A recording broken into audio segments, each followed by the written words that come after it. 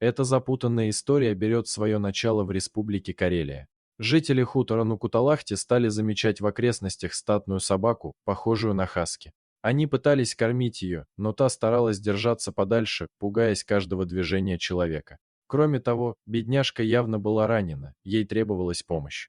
Разобраться с ситуацией решила группа инициативных волонтеров во главе с Еленой Балеховой.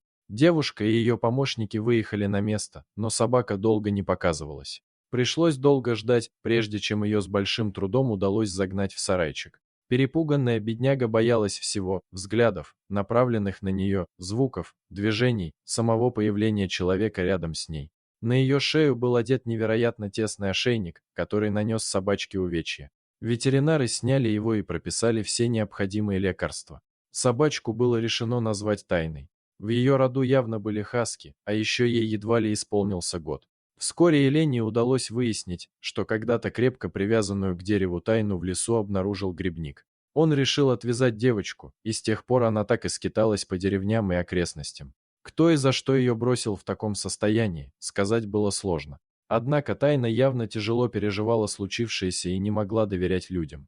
Каждый раз, когда ее брали на прогулку, Тайна ударялась в панику, не хотела надевать ошейник, пряталась под крыльцом, убегала.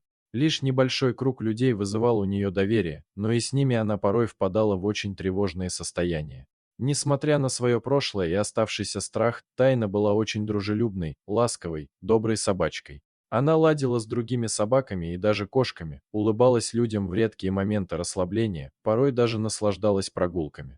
Совладать с такой непростой собакой, как Тайна, задачка сложная, но Арину не остановили эти препятствия. Она выплатила остаток долга за девочку и увезла ее в свой дом, где начался процесс воспитания и привыкания. Первое время Тайна всего боялась, пряталась, таскала ботинки.